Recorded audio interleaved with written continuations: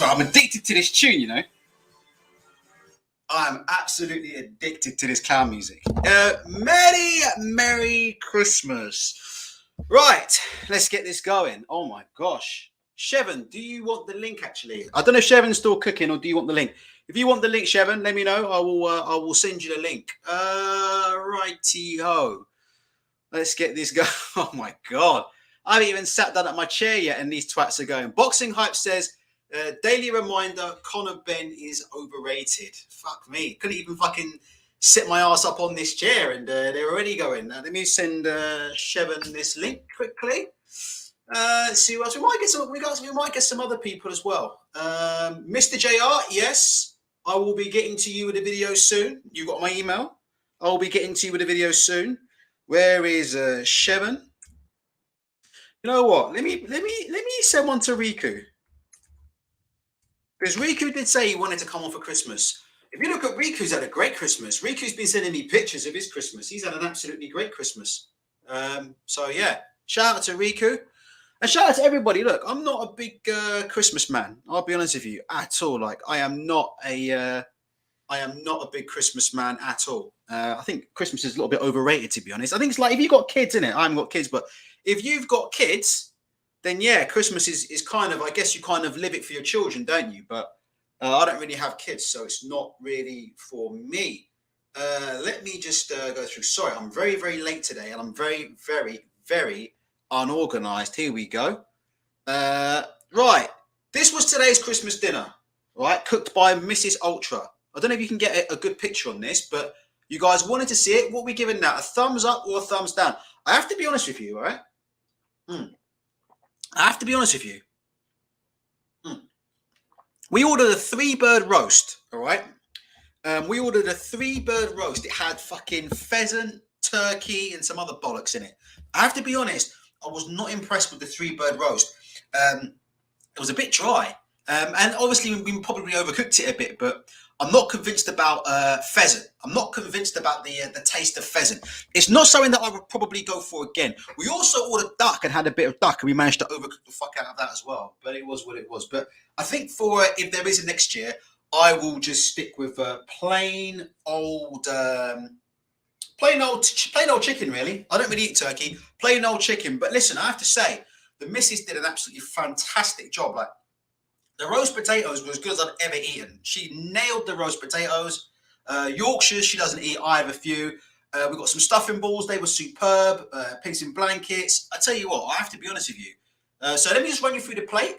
That is truffle mayonnaise. Hold on. Yo King says, looks good, but what's that on the top of the plate? What do you mean? Let me run you through it, Yo King, quickly. This here is truffle mayonnaise. It's not bad, actually. It's rather expensive, but listen, the rest of this food's cheap food, actually. The truffle mayonnaise is probably the most expensive thing on the plate, but it was good, I have to say. Truffle mayonnaise, delivered from Amazon, actually. Gourmet truffle mayonnaise, yeah. That's cranberry sauce. Pigs in blankets up here. Stuffing balls. Very, very good. Got these ordered in. Very, very good stuffing balls. Brilliant. Pork, sage, onion, breadcrumbs. Do you know the usual shit? These are just fucking your Sainsbury's Yorkshire puds. There's the 3-bird roast. There's a bit of turkey in there, pheasant in there, and blah, blah, blah. It's actually a little bit overcooked, to be fair. The roasties were absolutely superb. Superb. My missus parboils them, of course. So she parboils them and then covers them in goose fat and roast them, and a bit of green beans to finish. And we'll have our Christmas pudding after this show. Marks and Spencer's are supplying the Christmas pudding this year. So it is what it is. Look. Listen, it wasn't bad at all. Certainly had worse Christmas dinners in my time. So yeah, Merry Christmas to everybody. As we've got 31. Please hit the like. I don't think we're going to get many people in here, but you never know. Hit the like button.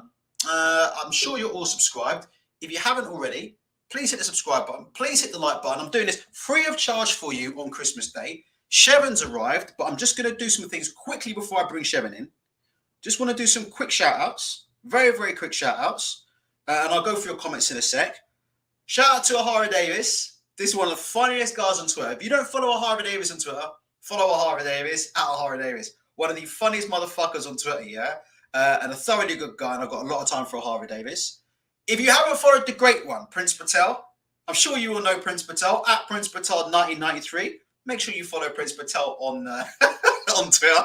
The guy is absolutely hilarious. I've been a fan of Prince Patel from the get-go. Also, Prince Patel TV. Look, do you guys know about this? Let me just put the link in the description box. Prince Patel TV. Link in the description box. Do me a favor.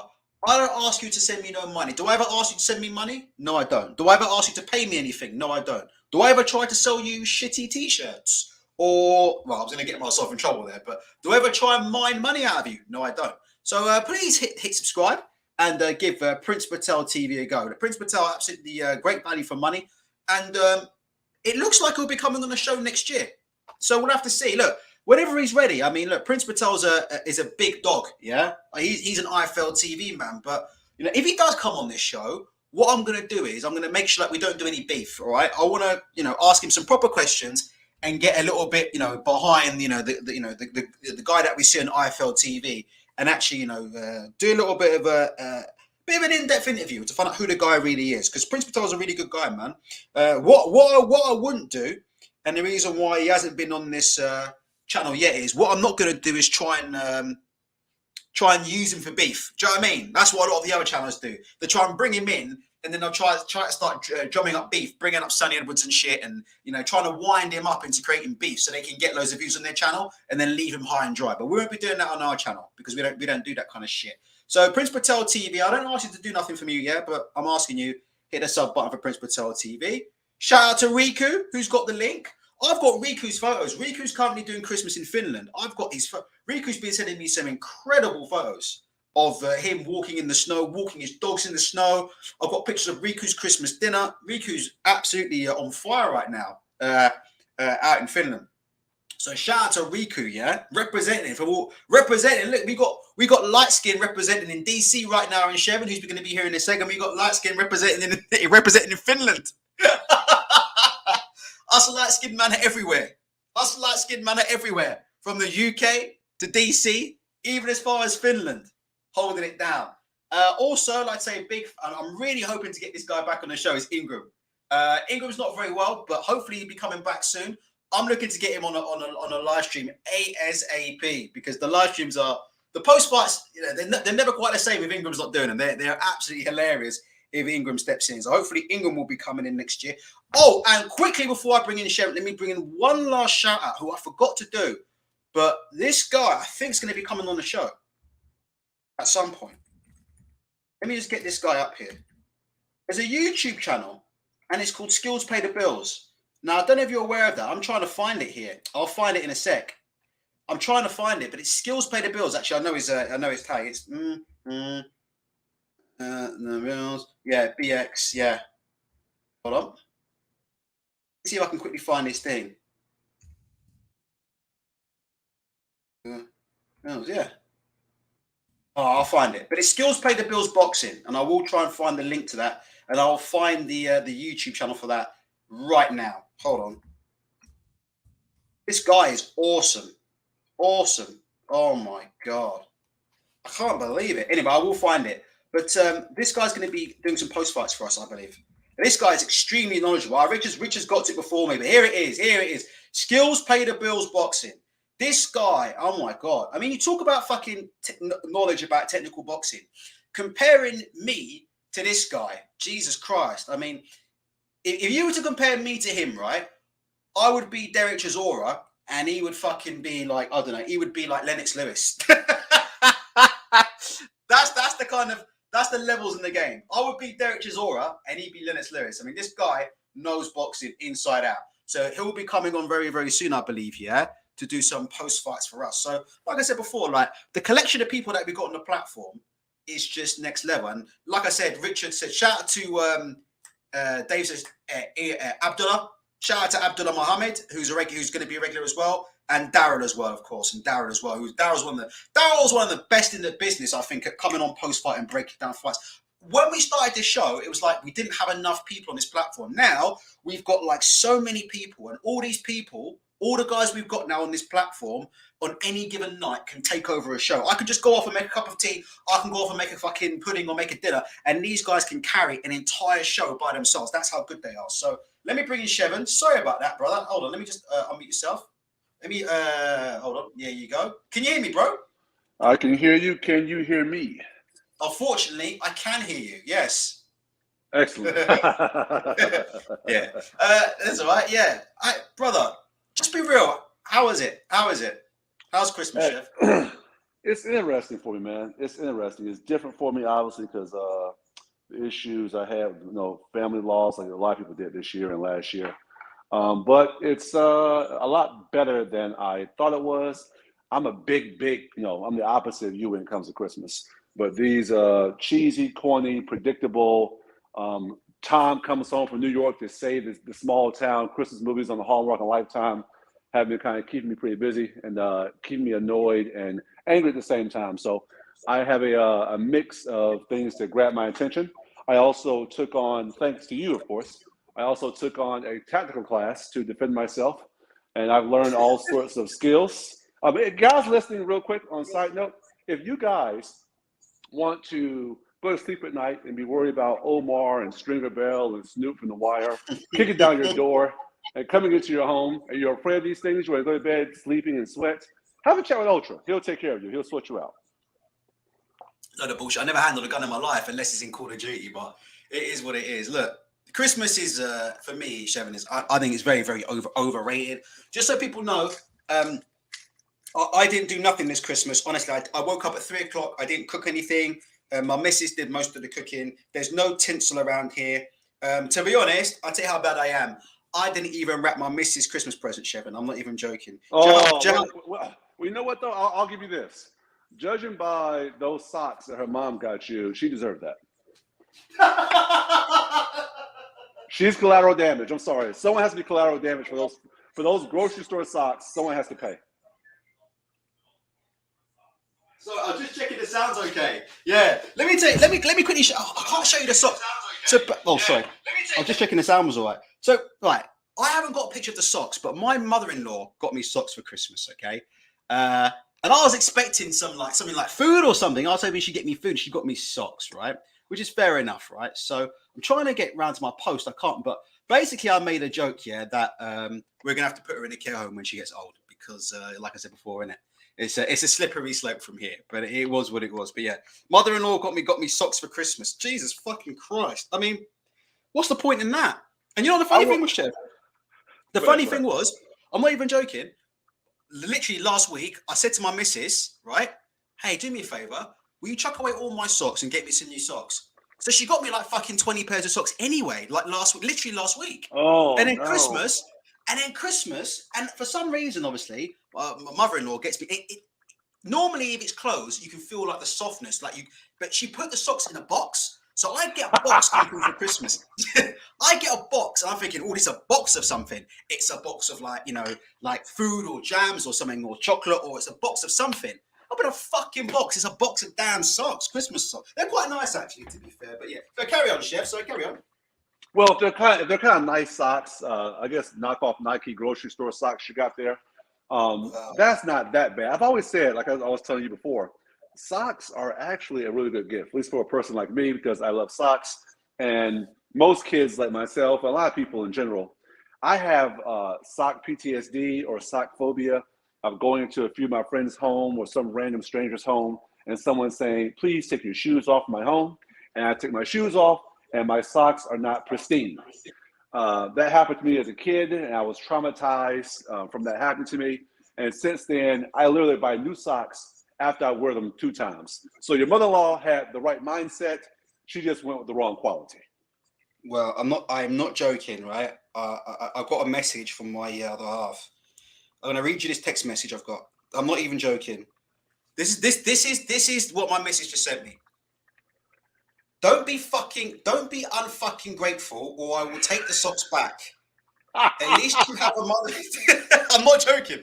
At least you have a mother-in-law, and she thinks of sending you a present. Naughty Ultra.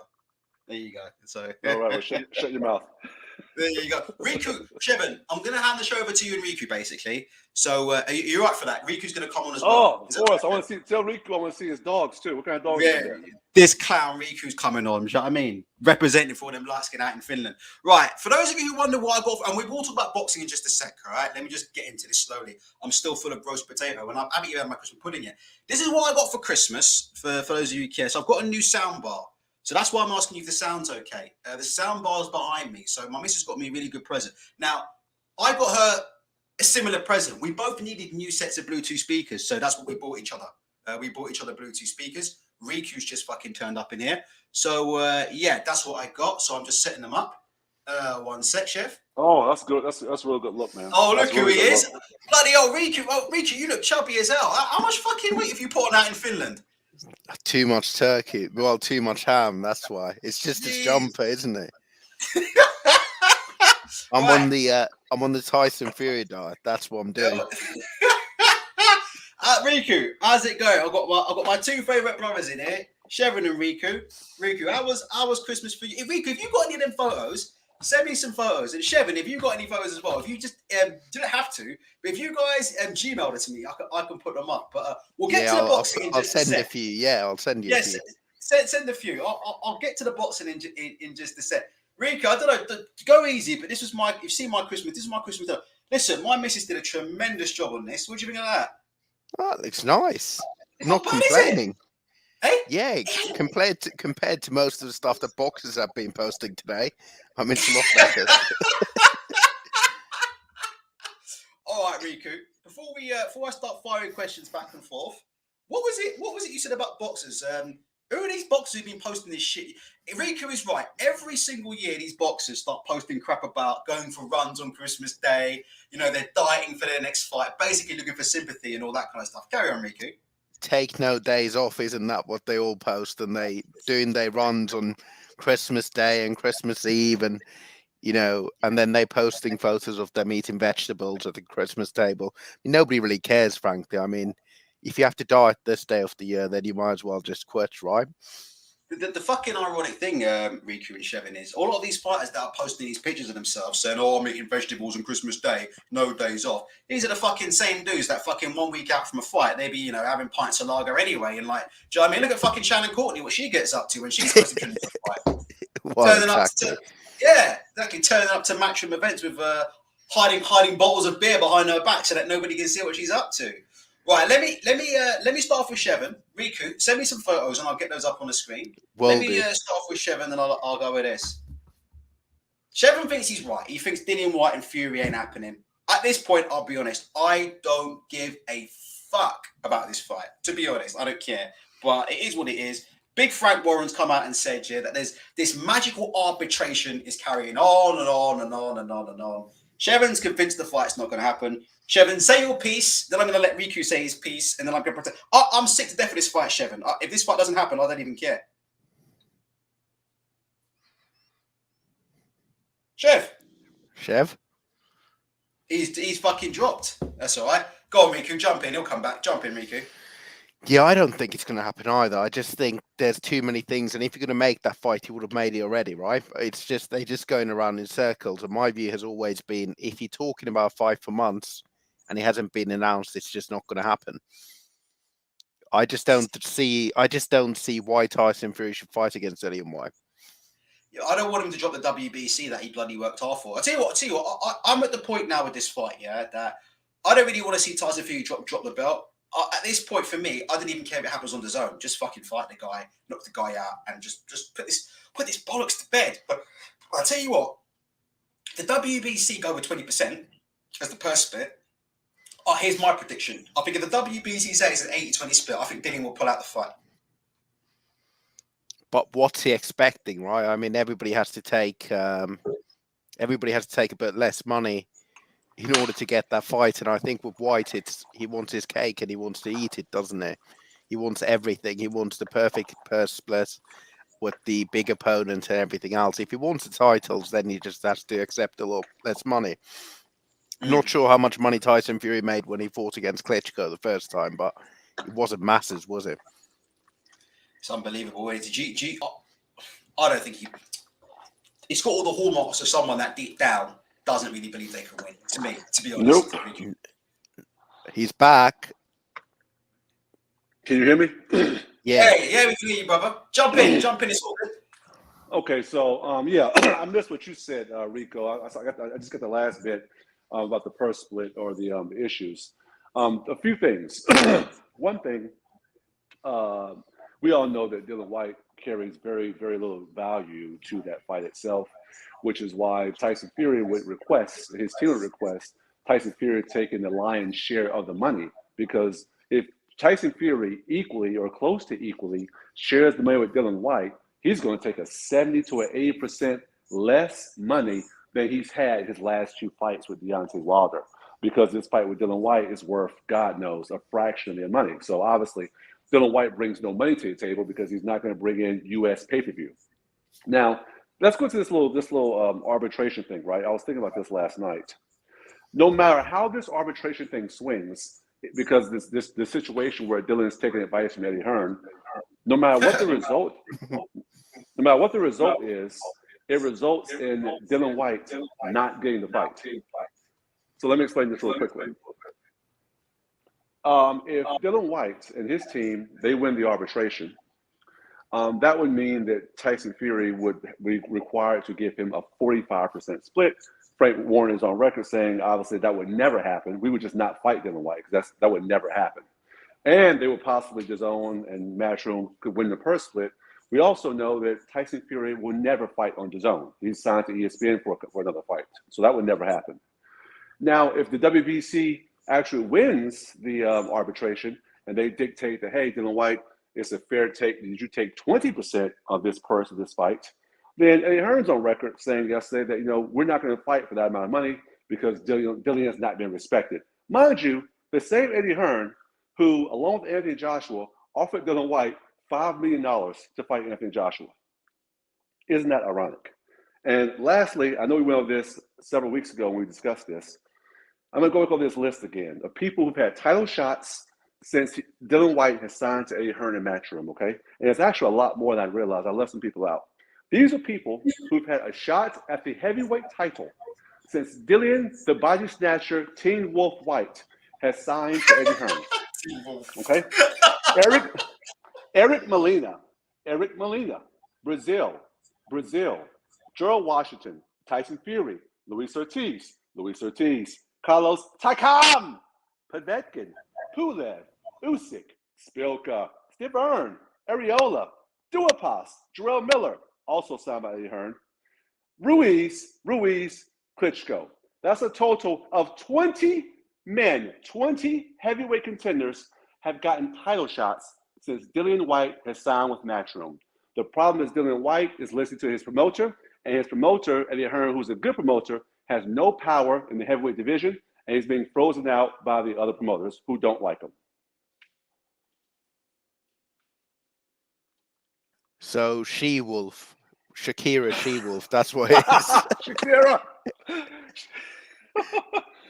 I mean, no matter how that arbitration situation goes, if it goes in Dillian Whyte's favor, Tyson Fury will never fight on his own. He'll never give him 45%.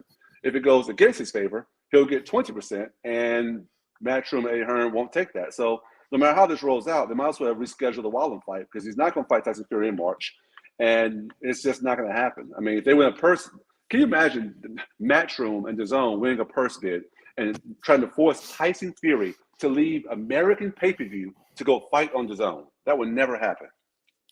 So just a question.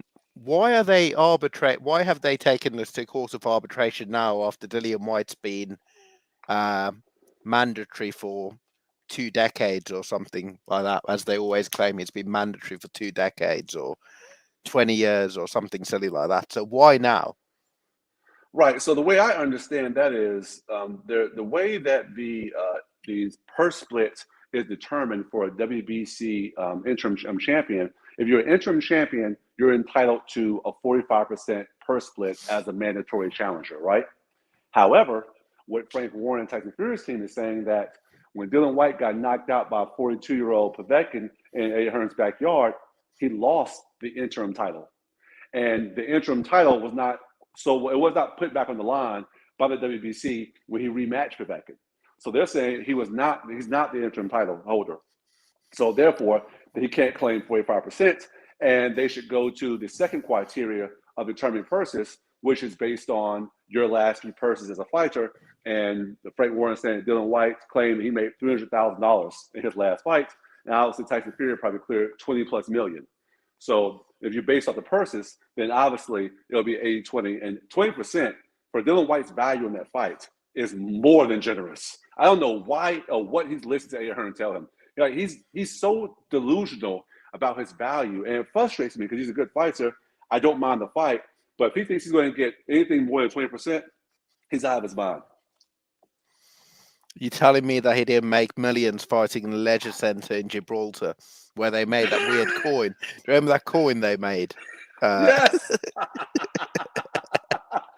I mean, I don't understand it, man. Like, me and Ultra talked about this before a few months ago when Dylan had went over to PBC and Top Rank, and he was having all these meetings about potentially signing with them. And I'm like, oh, this is great for Dillian. He'll be an opportunity to get a Wilder fight, get a Tyson Fury fight, because he'll grow his profile in America. But he chose to go back with Matchroom, which I understand. And I was having this conversation with Baylor a few weeks ago as well. We were talking about how Dillian took the short money. The short money was to fight on Sky pay-per-view and make some money there, opposed to going to America, building your profile, and taking a couple of fights with less money. But once you got the Wilder fight, and once you got the Fury fight, you're going to make 8 figures. He chose to not do that, and now he's suffering the consequences of being a person who's of no value to a person who's a U.S. pay-per-view fighter. So, Ultra, who would you like to see Fury fight and Whyte fight next in the event that they don't actually face each other? Sorry about that. I was listening, Miku. I was just putting my Marks and Spencer's Christmas pudding in the oven. Right. So let me just go. So let me just say, well, I wanted to throw something back at you guys quickly, right? And then I'll buy out of it and let you guys talk because I'm listening. It's actually easy for me. It's not for me. I don't have to do anything. What do you want to say? So the plan is this, right? Frank Warren's still saying this magical arbitration is still going on. Yeah, it's still going on until like March time or whatever. It's going to be a ruling in March over the split or whatever. So there could be a situation where WBC make a ruling in March, but Anthony Joshua and Usyk fight in April, right? Yep. Once Usyk and AJ fight in April, they'll fight before Whyte and Fury. So will Fury get an opportunity to then swerve the Whyte fight again and say, well, I'm going to fight the winner of AJ and Usyk and I'm going to unify? Because you know what Eddie says? Eddie always says unification supersede everything. He was the one who went on IFL TV and started saying that bullshit about unification superseding everything. So I'm wondering if what will happen is, like I said, if they can find a way to drag this out, AJ goes and fights Usyk, we get a winner from there. And then it doesn't matter if White's the mandatory or not, because if Fury can turn around and say, well, unification supersede everything. He can go, he can fight the winner. And let me just say this, and I'll throw this back to you guys. Do you know, and this is how two-faced Eddie Hearn is, do you know that if Anthony Joshua beats Alexander Usyk, do you know Eddie Hearn will forget that Dillian Whyte ever existed? He will forget that Dillian Whyte's Jamaican ass ever existed. And the first thing he'll try and do, is go and make that unification fight with Fury. Because, listen, let me tell you something. Barry and Eddie aren't fucking stupid. They know AJ's on spent time now, yeah? We've seen AJ's chin. This is a man. No, I rate AJ. AJ's a world-class fighter. But let's be fucking honest, yeah? He's been dropped about 6-7 times in his fucking career. You know, he was on the verge of getting stopped by a cruiserweight in his last fight. And there is blasted him out of there in the middle of fucking Madison Square Garden. His chin is on borrowed time. So they're not going to want to keep risking it, and risking a golden goose. Because AJ's chin is on borrowed time. The aura of vulnerability is gone from Anthony Joshua. So I think, that if Anthony Joshua especially beats Alexander Usyk, if there's a chance that Matchroom can make Whyte, so can make Fury versus AJ, they'll put the guard dog Whyte they'll put him back in his kennel, which is what they've been doing all along. Can I just quickly say and I'll let you guys talk. Do you remember the last time this happened? The last time when I think it was after Dillian Whyte beat Povetkin, right? After Dillian Whyte beat Povetkin, and Dillian Whyte was expecting Eddie Hearn to campaign for him to be the challenger to Tyson Fury. And what did they do? As soon as he beat Povetkin, they put him back in the dog kennel, no longer AJ's guard dog, back in the dog kennel with a nice tin of pedigree chump. Meanwhile, they spent fucking 6 months going back and forth with Saudi Arabia trying to make the AJ fight.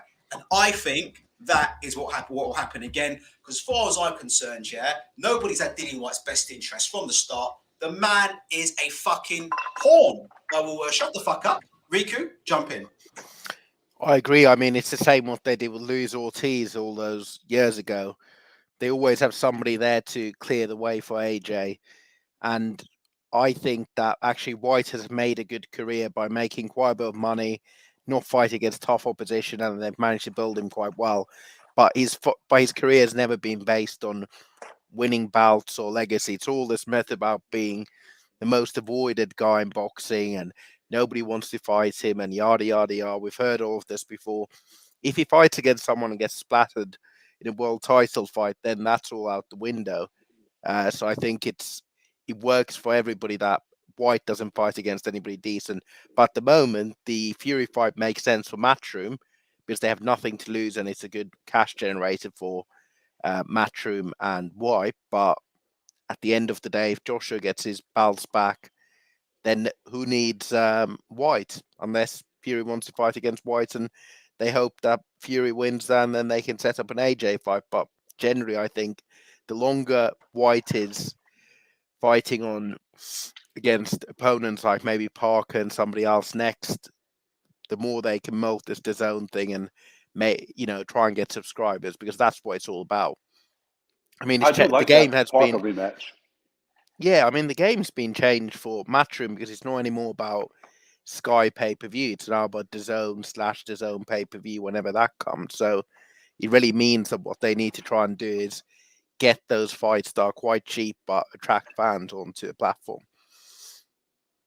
Yeah, that's how it's going to have to be. I mean, Dillian is just in such a precarious situation. Like Ultra was saying, he is a pawn for Matchroom, and goes back to what Tyson Fury said. This interview he had with this guy walking on the beach right before the last Wilder fight, and then that guy asked him about Anthony Joshua and why and all these other guys outside of Wilder fighting him, and he said the same thing that we as fans say often. And he says, "Listen, guys are making, like Anthony Joshua is making good money, not fighting me, not fighting Deontay Wilder. If they step in the ring with me, or they step in the ring with Deontay Wilder, and they get knocked out, the money they're making from those B-level fights goes in the trash can." Mm-hmm. So it's that's the same thing Barry Hearn said, based on that fishing hole in a roundabout way. Like, we're making $5, $10, $15 million fighting these B-level guys. Yes, we'll make $40 or $50 million fighting Wilder or Fury. But as soon as Joshua gets knocked out by one of those guys, the B-level money goes away. So they want to do this as long as they possibly can. But to Ultra's point, going back to that fishing hole conversation, Barry Hearn said we're not going to fight Deontay Wilder until 2022. What he was saying was, we're not going to put Anthony Joshua in the ring for a 50-50 fight until 2022. And they thought it would probably be Wilder, but it ends up being Tyson Fury right now. And it's the same situation. We're now ready to put Anthony Joshua in the ring for a 50-50 fight as he's going on 33 years old and cash him out. Hey, let me just quickly jump in. What do you guys think about? I'm surprised Anthony Joshua again. I tell you what, it seems to be a different more for him and a different more for other boxers. Because if certain other boxers posted some bollocks like this, it'd be fucking. I'll tell you what, they'd be on the verge of getting cancelled. I mean, I don't know. I don't think this is too bad, but it's a little bit dodgy. Anthony Joshua posted this on his. I saw that. Oh my God! I mean, it's just silly. It's just like he has no idea how a virus works. It's not like the virus decides that I'm going to become a better version of myself. It doesn't work that way. Anthony Joshua, he's watching the Gremlins. Have you seen that? Have you seen the other video where he tries to explain something about properties and what him and his cousin do? And, and he tries to use that as an example. And he just doesn't understand what he's saying in the end. He tries to sound really smart and analytical. No, Rico, you have to understand there's a triangle of dynamics, okay? And on this end of the triangle, there's the bottom two. So if I take the bottom two, then that's the bottom 2 points, right? Or I come here to the top. At the top of the point would be the step aside for the money forms a triangle. You get me? Forms a triangle. Let me ask you a question. When I see this tweet from AJ, I just get this picture of coronavirus sitting in a stall in the middle of the O2 Arena and about 6 trainers all giving it instructions at the same time. That's what I think. Imagine fucking COVID just sitting on a stall, just with a million trainers in there telling you what to do, telling it how to get better, telling it how to get more variant. Get harder, come on. Great job, COVID. Great job, COVID. Come on, COVID. Great job. Yeah, get tougher. Yeah, get tougher. Carry on. Yeah, I don't think COVID has the brains to think my 2022 New Year's resolution is to become a more effective version of myself and spread more. Jesus Christ. I mean, it's a very insensitive thing to say. So, for those of you who can't see, Anthony Joshua says, if the virus found the time to become a new version of itself, so can you.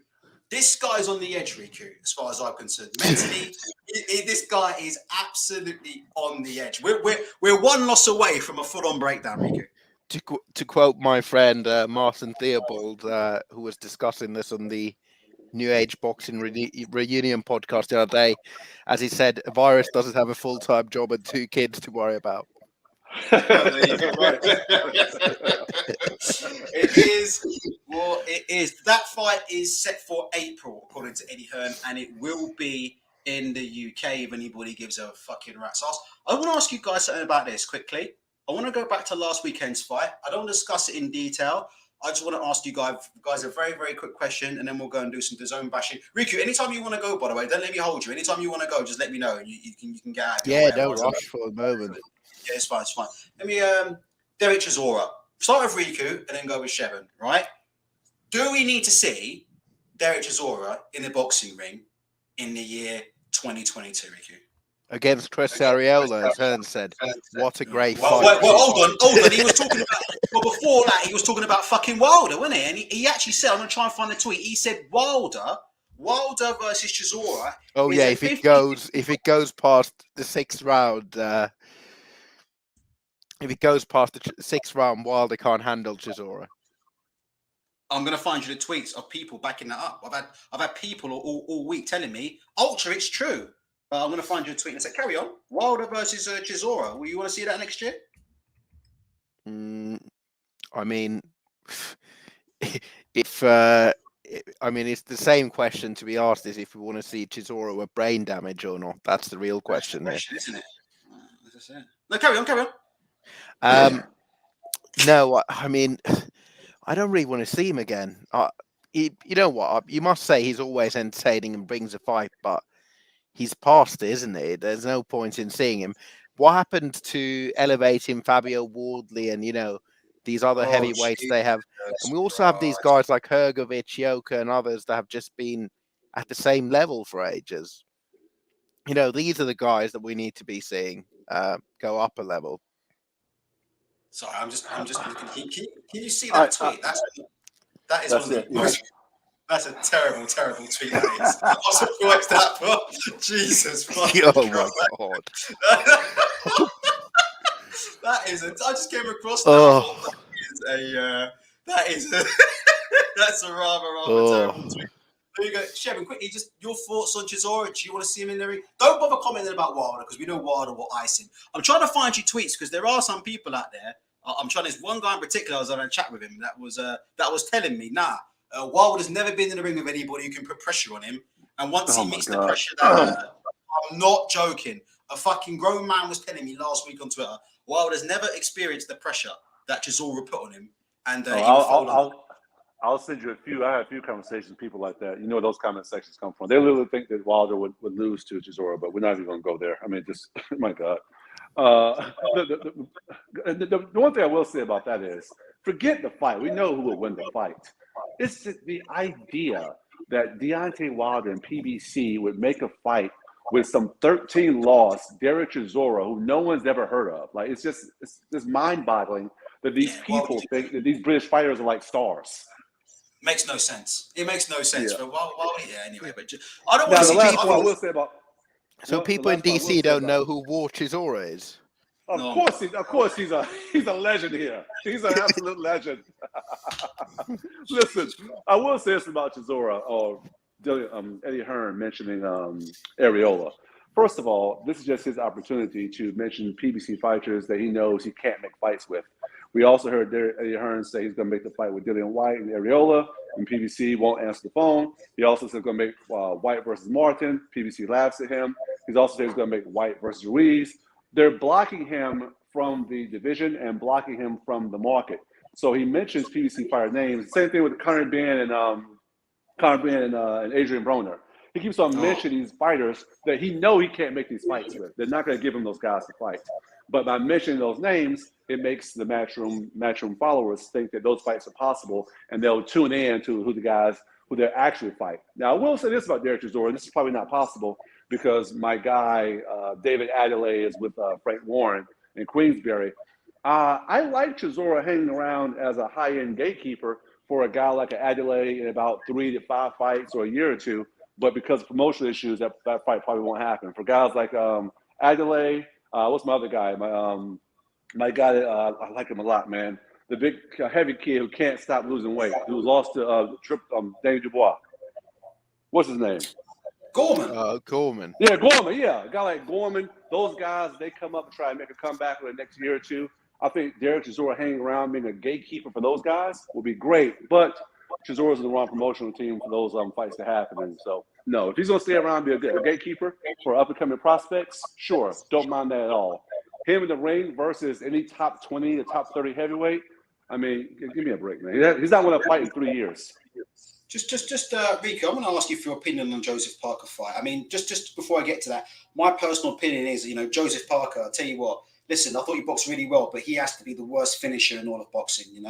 I nearly got that plate back up of my Christmas dinner. Joseph Parker's, a 6'6", 320-pound man. I doubt he could finish, the dinner that I had tonight, because Joseph Parker is one of the worst finishers in the business. So I wanted to ask you, Ricky, I'll quickly ask you what you thought about the fight after that and where Chisora goes. I just want to say, Neil Simpson, Wilder fought a guy with 26 losses in his 32nd fight. Neil, genuine question, what the fuck has that got to do with him fighting Chisora? If you can just drop me a comment in the comment section and let me know, yeah? 26 losses in his 32nd fight. Please let me know what the fuck has that got to do with him getting in the ring right now with Derek Chisora. Let me know. Riku, carry on. Wilder's a former world champion as well. Right. The key word is right Let's now. stop Fighting Derek Chisora right now. Carry on. Well, I actually didn't watch the fight. I had an absolute nightmare getting here to Finland. I went to the airport 2.5 hours early. I took over an hour to get my bags dropped and then another 1.5 hours in the security queue. So I missed my flight because too many people off because of the virus at the moment. So there was no airport staff. And then I just bought a flight the next morning and I had to get back home. So, yeah, it was... You didn't miss much. I'll summarise the fight for you. Basically, Derek Chisora spent the entire... So basically, what happened was, no joke, on the live show, I did the live as usual, and I said, no joke, I said, Parker, the right uppercut from Parker is going to be the shot that he's going to look to land the most. I said, that's going to be the key shot for Chisora to look at. Right uppercut from Parker, right? Derek Chisora obviously did a 4-5 month camp or whatever he did with Dave Caldwell. Remember, they knew that fight was being made for months and months and months. They knew that fight was being made. Derek Chisora walked in the ring and literally walked into 150 right uppercuts. Anybody who'd sat and studied the first fight would have known right uppercut was the shot, that Joseph Parker was going to land, because that was the shot he was landing quite heavily, going towards the end of that first fight, and that's where he was going to try to pick up. So I said, look, right uppercut's what he needs to avoid. He walked into 150 right uppercuts. He got dropped about 3 or 4 times, nearly got stopped. He did his usual, which is, making it messy, messing it rough and tumble, hitting a bunch of elbows, hitting a bunch of elbows and arms like he normally does. And somehow, despite being knocked down 3 times, one of the judges managed to give Parker 114, 112, which was one of the most suspect cards we've seen all year. But other than that, Ricky, you didn't miss anything. It was more the same. Derek Chisora, in my opinion, Riku, I don't know why he's paying Coldwell any coach, because he fights exactly the same every fucking fight, regardless. He's had 50 coaches from fucking Don Charles all the way to Dave Coldwell, and he fights the same in every fight. He leaves his chin on the line, he dips his head down on the floor, doesn't look where he's going, and he walks himself into uppercuts over and over again. My worst Derek Chisora is, if you're going to come back, Derek, honestly, right, listen, just hire a personal trainer and pay him 2% and pocket the rest of your money yourself and go and buy yourself an extra cheeseburger at Five Guys, because I don't know what the fuck you've been doing with Dave Coldwell the last 3 months, but absolutely none of it has fucking shown in that ring. Carry on, Riku.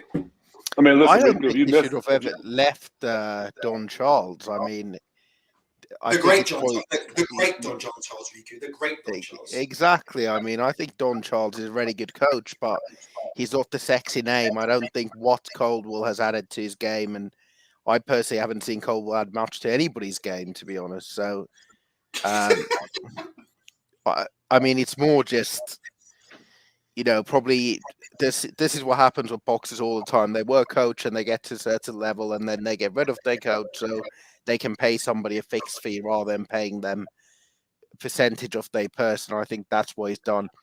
And I don't see Coldwell actually telling him what to do. He just does what he wants in the gym. Whereas I don't think Don Charles would take any of that from Del Boy. John Charles fucking slapped him in. Didn't they have fist fights, didn't they? Yeah. Don Charles fucking slapped him in the face and stuff. Yeah. Yeah, last time I feel like that Derek Chisora was actually listening to someone, like you guys said, Don Charles is one example. I kind of thought he listened to David Haye as well. Yeah. Maybe. I'm not sure what David had to say. I was just thinking, I don't know. Like, David Haye had it quite hard, especially towards the end of that fucking contract. Right, let's we'll move on to your guys' highlights of the year, because I think that's something that your guys will both enjoy talking about. Adrian Broner's tweets from the last 24 hours. That might be the highlight of boxing. Have you seen them? Yes. Are those the ones about sleeping with jump-offs? Well, there's more. All right, we'll go through them. Let me just quickly answer Neil Simpson. Neil says about, this is the guy who's bringing up who Wilder fought in his 30-second fight.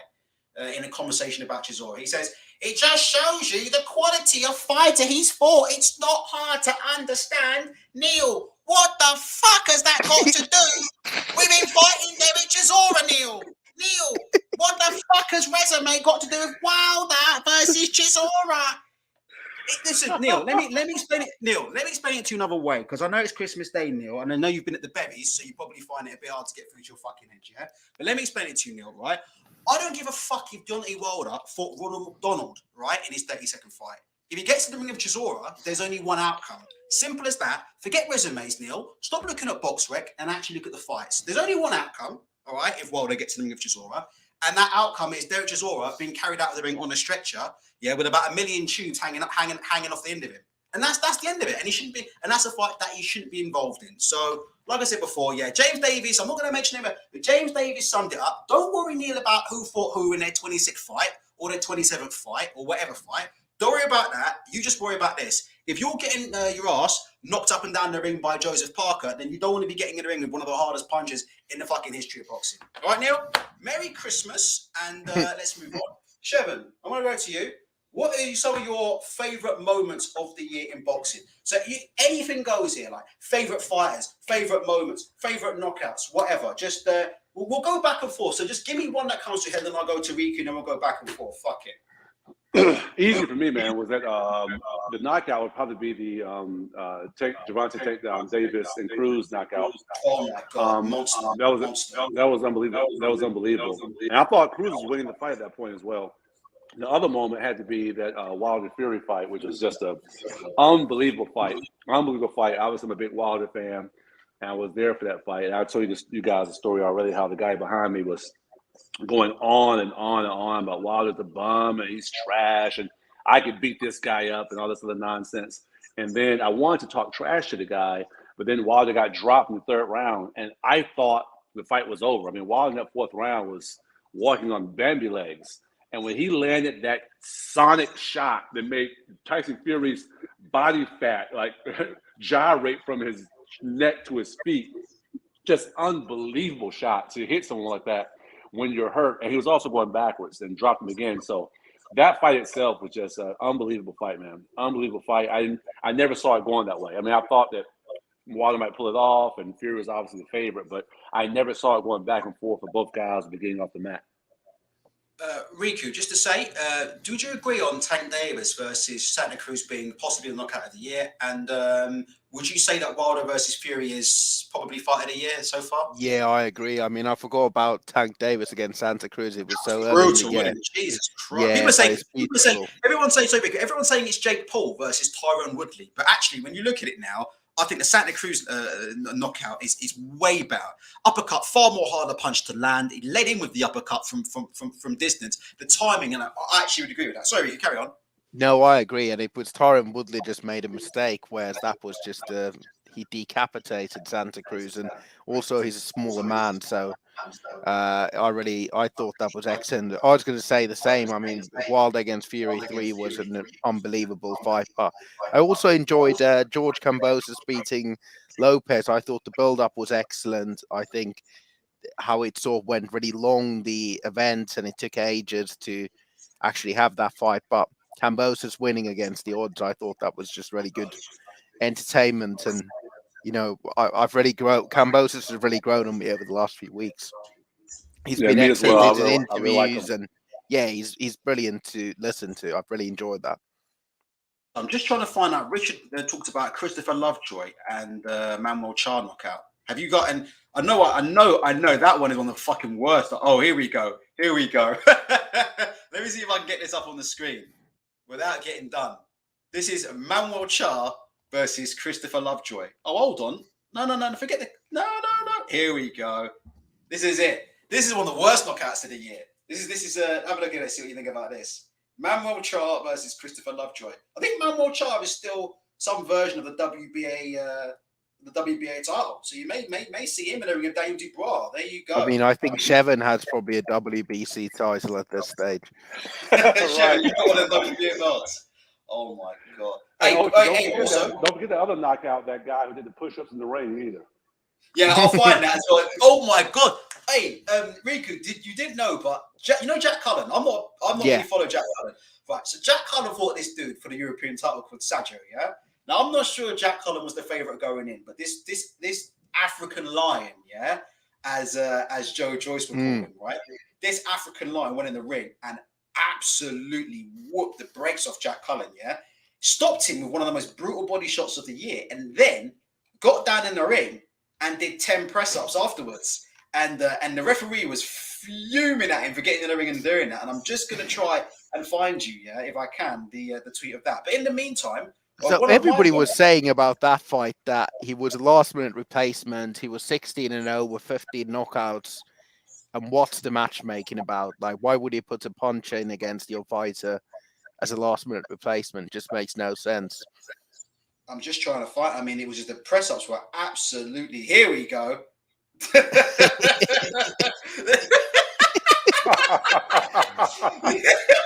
This man sparked out Jack Cullen in front of his friends and family, and then got down and did 10 press-ups. Yeah, but Jack Cullen, his previous opponent, obviously a Turkish wolf who fought against Canelo and then fights against Jack Cullen. How crazy is that? Jesus Christ, that's a good point. Yeah, he built Yildirim, didn't he? Yeah. He built Yildirim back in his back garden. Yeah. Someone said the Valdez against Birchhold fight. That knockout was good as well. I haven't seen that. I've been really bad at watching American boxing this year, but no, I will try and get up. I have heard that was pretty brutal stuff. Let me just quickly say this before I forget. Joe Wall says Ultra versus Artman was a highlight for me. Yes. Oh my god! Hey, did Santa bring you the toxology reports in his goodie bag? Oh, Jesus! There were two conversations I had in the run-up to that fight, right? One with Artman, who, listen, he's welcome back on this show. I'm not going to argue with him, but if he's calmed down a bit, he's welcome back on the show, by all means, to promote his T-shirt business or whatever he's doing. But you got Artman there, and then there was another, I'm not going to mention the dude's name, but I had another conversation on Ingram's show, on Bayloric TV, with another individual who was promoting similar conspiracy theories. Oh my god! And those two conversations must have taken about fucking a good 5 years. I forgot. Do you remember that? Shevin remembers now, really. Oh my god! Jesus fucking Christ! I did a fucking I did a 3-hour live, right? And then I went over to Ingham's channel. I had a chat, and it was just fucking absolutely brutal. I mean, really fucking brutal stuff. To be honest, like, and the guy's a good guy, nice guy. He wasn't disrespectful at all. But honest to God, I could feel my brain cells boiling away. And of course, moment of the year would have been Spencer Fearon coming on the show and putting it on me. That's got to be moment of the year. You know, in the that past was pretty. life, You know what? That was pretty interesting, and yeah, I thought it was good conversation. I mean, at least Spencer turns up, and he's happy to talk and disagree. Whether you agree with him or not, he's actually engaging with people and giving his opinions and his views on things. So you've got to respect that. Listen, yeah, absolutely. Oh, no, I was going to say, I'll be more. I've tried. So the only person I've tried to get on this show more than Spencer Fearon, and just not even to argue again, just to talk boxing. The only person that I've asked more times to come on this show is Ahara Davis. Sorry, Riku, the Burchett and Valdez thing won't play. Do you know what? The Zone might do me for copyright on those press ups. You'd be surprised, but we'll see. But it's Ahara Davis. It's the only person I've asked. I've asked Ahara Davis 170 times to come on the show. He will never come on the show. But I keep asking him every year. There's Ahara in his Versace dressing gown, which he just got for Christmas. Shout out to Ahara Davis. But yeah, I've asked him so many times to come on, and he won't. And it annoyed me because, like I said before, I wanted to talk about something positive. Do you know what I mean? Something very, very positive that didn't involve beef. And unfortunately, there was a lot of YouTube beef that started happening instead. The Tunde Ajayi apparently is handing out contracts and getting involved in all that. The whole thing's a fucking mess. This is quickly the knockout of the year. This is Burchell and oh my God. Oh, let me rerun that back. Valdez and Burchell. Wowza. Walked himself right onto a massive left hook and absolutely flattened. There you go. Riku, just any before I go back to Shevin, any other fighters, any other moments, anything? You know what? We'd normally say Canelo, but you get a bit bored of Canelo beating. The palm fight was good, but the rest of the opponents weren't great. Billy Joe, that was a good moment of the year. Billy Joe. Yeah. That was actually, to be honest, Shall, I'll just come to you in a section. I will come to you. That's one of the biggest moments of the year, when Billy Joe got smashed in the way he did. And that was the end of Billy Joe's career. That make no mistake, that is it for Billy Joe Saunders, in my opinion. Like, I don't know what he's doing these days. These days, we know he's getting into altercations and problems outside of the ring. But just the whole drama, the whole build-up. And again, recently we had a little chat with Mark Tibbs on Twitter. Mark Tibbs never did get back to me, unfortunately, on that video. I do think I was in the right, though. Mark Tibbs never did get back to me, but just the whole thing, the way Mark Tibbs was hung out to dry. Ben Davison, 2 days before the fight's due, Ben Davison walking up to Mark Tibbs and telling him he's going to be in the fucking corner. And then the whole thing with Billy Joe Saunders, his team threatening to pull out, and his dad is standing in front of every fucking camera known to man. I mean, that whole situation was just, Riku, a clusterfuck and a disaster from start to finish. And it's always been pushed by IFL, isn't it? IFL creates some of these problems. You know what? I'm starting to get a little bit annoyed by that. One thing that Ultra just said, and you're really pissing me off here, Ultra. You're refusing to acknowledge the fact that Eddie Hearn brought 70,000 to Canelo. He made Canelo a star. Okay, if you don't acknowledge that, you better send me your address right now. Yeah. I'll tell you what, I'm sure Billy Joe's asking a lot of questions about that 70,000 because he got absolutely zero out of the ticket money that he was supposed to get. And we all know the story behind that. He got absolutely royally done, apparently, on the crowd, as we know. But just to say, guys, we're not going to see Billy Joe Saunders in the ring again, are we? I don't think Chris Eubank Jr. would fight him because I actually believe he'd beat Chris Eubank Jr. That's how bad Chris Eubank Jr. is, right? I actually believe Billy Joe comes back and comes back semi-fit. I believe he beats Chris Eubank Jr. I believe that's the only fight he would come back for because I think that's easy money. But other than that, I think that's the end of it. I don't think we see him in the ring again. Depends how that eye holds up, doesn't it? Oh, yeah. I forgot about that. Yeah. Do you really think it's the eye? I mean, forget the eye. I know the eye's... Go on. Yeah, I'm not sure whether he had a fractured orbital bone because if it was a Frank Warren fight, Eddie would be asking for the X-rays, but... Yeah, Medical scans. I want to see the scans. Do you know what's so funny? The only person, and I will say this, right? The only person that's actually delivered scans is Tommy Fury, and Tommy Fury's getting absolutely destroyed at the minute. I haven't seen his interview with Dev Sani yet. Dev's given me permission to use it, so I can use it anytime I want and go through it, but I won't do it now. But Tommy Fury said he's been getting abused in the middle of the street from people, and I find that very ironic, because Tommy Fury pulled out of a fight, but Tommy Fury's the only guy that I've seen pull out of a high-profile fight this year and actually go out of his way to provide sufficient proof. I mean, I don't think Tommy Fury could have provided any more proof than what he provided. The scans, his doctor's name was on the scans, his doctor's GMC number was on the scans, his doctor's fucking emails on the scans. I don't see what more he could have done. And yet Dillian Whyte pulled out with a magical shoulder injury that apparently was so bad he couldn't spar for X amount of days. Fucking 2 weeks later, he's talking about getting in a ring and fighting Tyson Fury. Meanwhile, Otto Wiley's team been sent no evidence whatsoever. And nobody says anything to Dillian Whyte about it. So what are you guys' thoughts on that? Oh, just the usual double standards. And it would have never made any sense for Tommy Fury to pull out because he's afraid of Jake Paul. And, he thinks that he'll get more money. I mean, if anything, it was a big risk for him to pull out. Right, exactly, absolutely. I mean, ironically enough, as far as the Dillian Whyte thing goes, it's such a congruent parallel situation where Dillian Whyte, we all know that the main reason that he pulled out the Alawalam fight was because he saw a bigger money fight ahead of him and say, you know what, I don't want to take a risk when I have this massive money fight ahead of me and fighting someone else right now. And now, Tyson Fury is sufficient. So just to say, Sharon, before you carry on, everybody in the media fucking praised Dillian Whyte for doing it. Fucking Fight Disciples are tweeting saying, "Oh, Dillian's a smart businessman." Carry on, Sharon. Right. That further laments my point. They said Dillian Whyte's a smart businessman. I said, okay, if people want to take that angle, take that perspective, I have to agree from a business perspective. If you want to make the most money from for the actual fights, right? So why are they not praising Tyson Fury, who essentially is doing the same thing, where he says, if Anthony Joshua wins his rematch, that's a massive 10 times more money fight than fighting Dillian Whyte. So I'm just going to not fight Dillian Whyte, and I'll just wait until the big money fight comes. He's doing the exact same thing that Dillian Whyte just did 5 weeks ago. Let me just, go on, Riku, jump in. Riku, you're muted, that's why, Riku. Let me unmute you. No. Everybody's docking Dillian Whyte, that's why. Well, I was just going to say, I mean, for me, let's say, I think that was, for British boxing, I think that's one of the worst moments of the year. Talk about worst moments of the year for British boxing.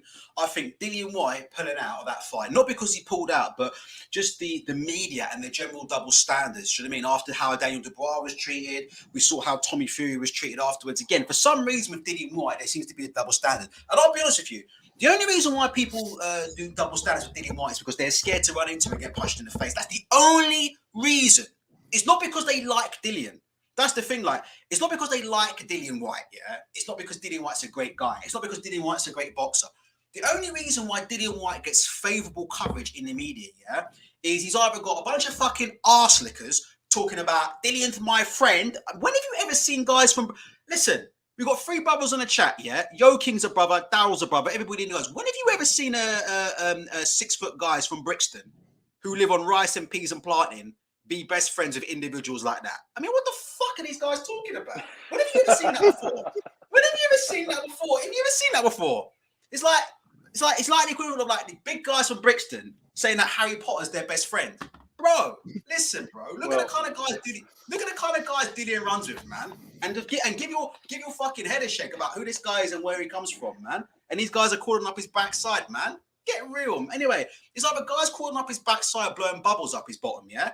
Or it's fucking, a bunch of dudes in the media who don't want to take a punch in the face. And that's it. Because if you look at, no disrespect to Dillian, right? But if you look at his career, right, from the Oscar Rivas fight, to the Otto Wiley fight, to the Anthony Joshua negotiations, to the Luis Ortiz final eliminator, to the Pulev final eliminator. No disrespect to Dillian, but his whole career after the Anthony Joshua fight has been literally one contradiction after another. And he gets a free pass. Go on, Riku, jump in, or Sharon. Someone jump in before I get myself beat up. By the way, Dillian, if I saw you in the street, Dillian, I'd run. But, Dillian, here's the thing. I'd run. And then I'll be real. If I saw Dillian or Dean in the street, I would run. But guess what I wouldn't do? I wouldn't go on fucking internet and start telling people, Dillian's my best friend and we're really close to each other. Because I'm not fucking deluded. Carry on, boys. Let's not forget when Dillian failed that test and everybody's, let's wait for the facts. And then we have an American fighter fail for a test, or Mexican, everybody's jumping on and saying, clean sport, boxing, let's make sure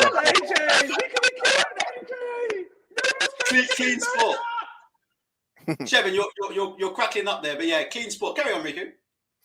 No, it's always the case, but part of it's because he's with Matchroom. If he was with Frank Warren, the treatment would be very, very different. That's a very, very, very, very good point. Let me just bring up something else. It's unfortunate as well because I really like the Alawalan fight. Shevin, are you okay? Can you hear me? Yeah, I can. It sounded like a gunshot came through the window, bro. well. Now that I have my COD Ultra technical training, that won't be a problem. Jesus, you ever seen the end of Malcolm X with Spike Lee? Yeah. Right. I'll tell you another thing, Riku, and I want to flip the script here. Shall I tell you someone that I'm really pissed off at the minute, Riku? Frank Warren. I'm annoyed at Frank Warren. Very annoyed at Frank Warren. There's three things, Riku. I want to tell you why I'm annoyed, and then I want your opinion on this. Yeah. TMT says Dean White is arrived at Shevin's place. Yeah, Shevin, to be fair, is 6 foot. He actually is 6'6". To be fair, I think Dean White would have my place.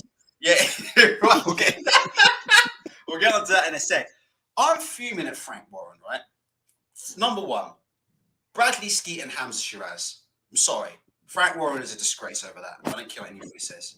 Bradley Skeet fought for Frank Warren for how many fucking years, right? Bradley Skeet fought for Frank Warren for about 10 fucking years straight, right? Those punches, I had to look at them again today. Those punches that Shiraz landed on Skeet as he was on the floor.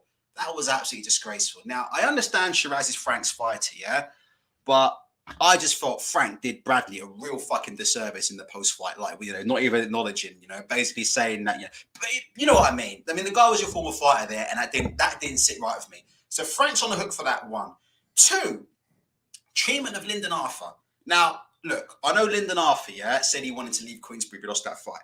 But look, Frank, at least go into Lyndon Arthur's changing room at the end of the fight. And at least shake his hand, and thank him for taking the fight, thank him for going through the fight, and wish him the best of luck. Frank, from what I saw, didn't even go to Lyndon Arthur's fucking changing room. As you saw in the post-fight video, he's fucking in a fucking changing room, grinning like a Cheshire cat with Dizzy Rascal and David Hay, talking about we did it. Even though he never put any fucking gloves on, he's telling everybody we did it. I've never seen Frank Warren grin so much in my entire life. Meanwhile, Lyndon Arthur's sitting in a fucking changing room by himself. Him, Son Edwards, and Pat Barrett sitting in there by themselves, whole world falling apart. And Frank's fucking living it up with Anthony Yarde. So that's 2 that pissed me off. And there's a third one as well that I can't remember now that's pissed me off as well. Yeah, him saying that he's going to get Tyson Fury out in March. I bet you he won't. That's a load of bullshit. I'm not sure if the... there's no way. There's no way in hell that happens. In March, you have March Madness. So how can you do a fight at 5 p.m. on a Saturday during March Madness? He's not in charge of Tyson Fury. Bob Arum is. No. And even Bob Arum, it all comes down to ESPN. I've been arguing ad nauseum about people about this for the past few days, stupidly, because I have no life. But I keep explaining to people, the March Madness college basketball tournament is bigger in America than the Super Bowl.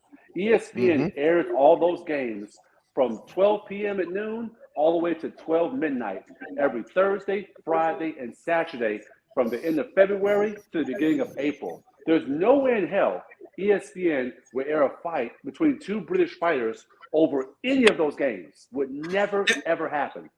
Let me just jump in before I forget as well. The third one, which I actually now remember, is it looks like Sonny Edwards is going to be leaving Queensbury because in Frank's review of the year, he didn't mention Sonny Edwards' world title, which I just thought, why would you fucking do that? Sonny Edwards is leaving, right? Fair enough, right? I think we all know it looks like Sonny Edwards is off. And to be honest, I think a lot of that's probably down to the Lyndon Arthur thing. It wouldn't surprise me, Sonny Edwards see, Frank don't think this stuff through, right? You've got one of your top fighters, Sonny Edwards, sitting in a changing room, Lyndon Arthur's literally like family to him, right? And Frank doesn't even go in the changing room and show his face. And fighters, the mistakes that Queensbury make are so fucking basic. They're so basic, these mistakes. Sometimes I think I could go into Queensbury, and do a better job than some of these people, because I would have been in there. That's the first thing. Even before I was in Anthony Yard's changing room, I'd have been in Lyndon Arthur's changing room. Do you know what I would have done, Ricky? I would have gone in there, I'd have told everybody to get the fuck out of that changing room other than Pat Barrett and Lyndon Arthur. I said, can everybody leave? I want to have a chat. And when I told them to straight up, I said, look, whatever decision you make, there'll always be fights for you on this platform. I'm happy to continue to work with you. I'm happy to continue to pull with you. So I'm just letting you know, that if you ever, want to carry on, or if blah, blah, blah, blah, we'll always be open to talk and do that. But they didn't do that. And I wonder if Sonny ever to seen that, seen the way Lyndon Arthur was treated, seen the way some of these fighters are treated, and it leaves a bad taste in everybody's mouth, Riku. Sorry, carry on.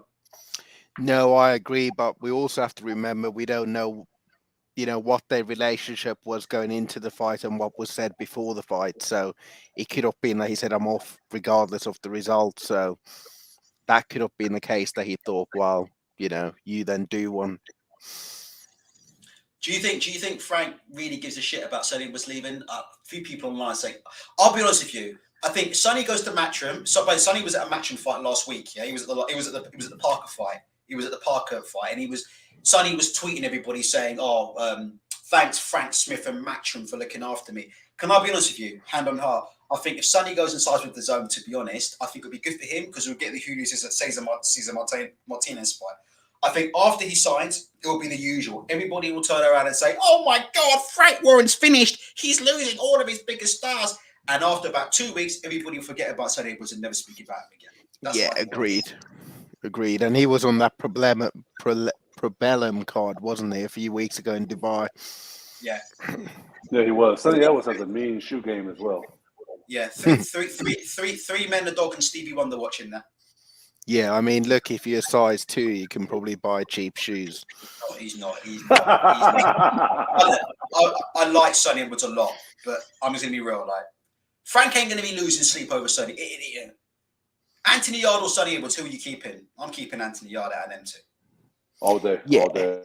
And look, whoever Sonny signs, for best of luck for him and stuff. But I just think maybe Frank thinks that he can't keep Arthur and Sonny, because Sonny will always be looking to go somewhere else. But wherever he goes, he deserves to make the money. He's a world champion, and he's he's done. And he's one of the best fighters in his career. Yeah, and he's fought good fighters, and long may continue. I mean, he's a British world champion. All right, Riku. Before we start wrapping up, things you're looking forward to next year. And actually, Riku, before we get to that, let me just put this in here. Yes. Can you see this on the screen, Riku? I know what it is. I know the post. Yeah, I was laughing at that myself. I mean, if you guys ever needed proof that the Zone is the absolute shits, I mean, this is the Zone's criteria for their pound for pound list, I believe, in boxing, right? So the Zone have a pound for pound list. I always find it funny that channels who don't really show any pound for pound fighters, really, or don't really show any like top level boxing making pound for pound lists. I always find that a bit ironic. But here's the Zone's criteria for their pound for pound list, and you can see here, buzz outside the ring is a criteria for the Zone's pound for pound list. They say, and at the end of the day, positive PR and fighting talk in interviews and social media builds up interest. On the other hand, the wrong kind of publicity can sour the entire divisional scene. I mean, this really is, if you ever want to look at why DAZN absolutely failed, right, in the United States, and if you ever look at what I've been saying about DAZN all along, a company that have got people that aren't boxing people, a company that have got people like Eddie Hearn, Frank Smith, Joe Markowski behind them, who absolutely know nothing about boxing, guys like Chris Mannix, who know absolutely nothing about boxing, then just look no further than their criteria for the pound for pound list, because they judge the pound for pound top 10 fighters in the world based on quote unquote positive PR and fighting talk in interviews and social fucking media. Carry on, guys. Well, Shannon Courtney's not making that list, but somebody said Ebony Bridges might be number one. Shannon fucking Mrs. BNP. Jesus, carry on. The list about that. Connor Ben's going to be number one, I imagine. God. By the way, he's number 9. Ring Magazine have found a way to make him number 9 welterweight in the world, Conor Benn. But talk about that later. Number 9 in the world, Ring Magazine. Talk about fucking Dougie Fisher and Steve Kim later on. Bunch of fucking clowns, the pair of them. Any other thoughts, Riku, on that DAZN pound for pound criteria? All these pound for pound criteria are skewed towards their own networks. They're all just a waste of space. I mean, who cares? Everybody has their own. Like, I don't need to know who's the best fighter pound for pound. It's, is it Canelo? Is it who else it might be? It doesn't really matter, does it? At the end of the day, the thing you want to do is the best fight and the best, not list of who could be the best fighters. Agreed. To be fair to DAZN, ESPN's is garbage. Carry on, Shevin. ESPN's garbage, but carry on, Shevin. No, I was echoing the same thing Riku said. I've never been a guy to get into arguments about pound for pound because everyone seems to have a different criteria for it. And as I always understood it when I first started getting into boxing is they say, pound for pound is the best fighter if everyone was the same weight. And I'm like, well, either everyone was the same weight. And the second criteria was, well, who would win if all these guys at different weights fought each other, right? And, back in the 20s and 30s, they did that. That happened a whole lot. Guys would mix it up in different weight classes. And for me, that would mean that every single top heavyweight fighter would be the best pound for pound because they would beat the hell out of everyone else. So I've never understood it. I've never been interested in anyone's pound for pound list. ESPN is absolute trash. Same thing as Rico said. It's geared towards their own network, trying to promote their own fighters. Whomever they promote, that's the best pound for pound. Who they don't promote doesn't exist. It's ridiculous.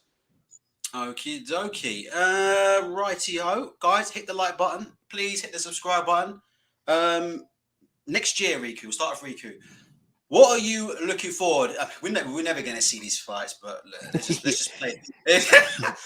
We're gonna come up with all these fights, and you know what we're gonna get? We're gonna end up getting fucking Chisora and Dave Allen top of the bill in the O2 Arena. British boxing's rock bottom, but let's fucking pretend, Riku. Just give me some fights that you're interested in. I just want to see the lightweight guys fighting it out. I mean, that's really what I want to see. I also want to see a heavyweight undisputed fight. That's all I really want to see.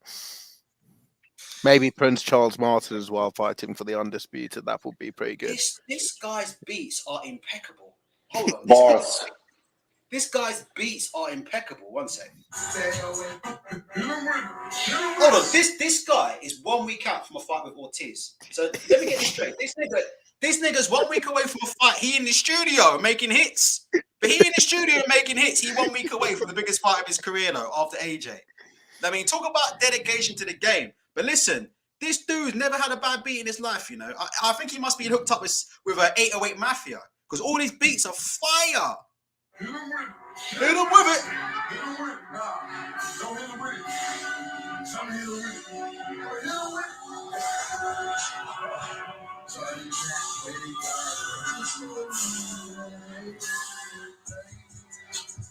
Do you want to ride my Mercedes?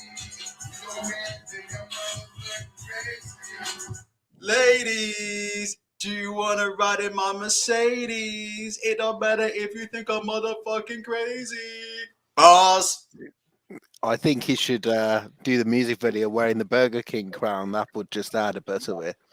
What do you think Luis Ortiz says when he sees this? Luis Ortiz has seen this, Luis Ortiz is thinking, I'm fighting this guy in a week's time. He's probably thinking, I don't understand these young people's music. When I was born in the 50s,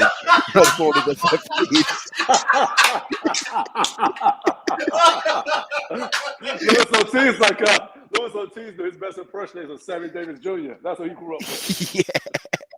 Jesus fucking. Shevin, who's got better bars? Cody or Charles Martin? Be real now, be real. Listen, you took my thunder. I was actually going to say that's one of the fights I'm looking forward to. I want to see Okoli or Miss Banks, a one-on-one battle on the Smack DVD versus Charles Martin. Oh my god! I honestly, I think genuinely, Okoli has bars. Some of them bars are a bit rough, but Okoli has genuinely got bars. Like Charles Martin bars terrible. But that's the thing, though. But Charles Martin's authentic because what people don't understand is this year. What people don't understand is the whole point of trap and drill, right? Is the dudes can't rap. Like if you're listening to trap music and drill music and the dudes have got lyrics, then it's crap. The whole point is these aren't rappers. These are gangbangers, yeah, who rap. That's the whole point of drill music. So, like I said before, if you're really in the trap, if you're really in the trap house, you ain't got time to sit there writing bars, innit? Yeah, because you spend all day pushing weight, so you expect the bars to be dreadful, but the beats, to be unreal. Carry on, Riku. I hope that's filmed in a trap house. That will be quite good. That will be good for his profile. That will game up the DAZN pound for pound rankings. Look at these two dudes. These two dudes in the background are giggling. Look, hold on. This guy is high as a kite. He's not on weed. He's on something, but it ain't on weed. But if you look at his two brethren that are with him, look, hold on. Charles Martin at this point starts going into the whole Migos flow. So you know that Migos. Yeah. Hold on. He got Migo flow. Look, hold on.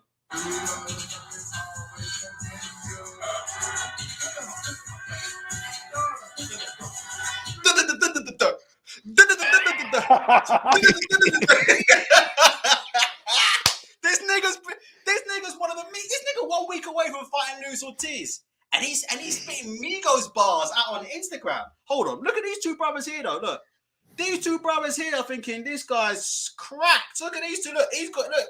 Can you see this dude in the background? He's giggling. All you can see is his teeth floating in the air, bro. Look. All you can see is this dude's teeth. Look. Those two are like, don't feel my sweet involved in shit. Carry on. Charles Martin, he's not from Atlanta, is he? No, he's not. He's not. He's not even. The funny thing about Charles Martin is, Charles Martin isn't actually like from the streets. Like he had like a decent upbringing. It wasn't like a great upbringing, but he had a decent upbringing. But the funny thing is, Charles Martin's legit. But he got very legit after he got into boxing. After he got into boxing and he started flossing all his money. Now he getting shot at. He got shot. Didn't say a name. Blah blah blah. He's legit. But he became legit after boxing, though. What do you think, Shevin? Yeah, 100%, man. I've always I was like King Charles Martin. Walk this fucking god, man. He's good for boxing, man. He's funny. Ironic enough, that was leading me to my next point about Charles Martin. He's one of the guys I'm looking forward to fight. Shit, damn, that's next Saturday. Yeah, you should try to do a live stream for that, Ultra. That Ortiz Martin fight. I'm looking forward to that fight. Ironically enough, I think it's a 50-50 fight. I favor Ortiz. We all know that if Ortiz knocks Martin out or wins the fight, Martin's going to become a bum. Even though Matchroom was trying to make a fight with Dillian Whyte and Martin 6 weeks ago. Other fights I'm looking forward to: Wilder Ruiz, AJ Usyk, Earl Spence, and Ugas is a lot more interesting than people realize. I think Ugas could win that fight.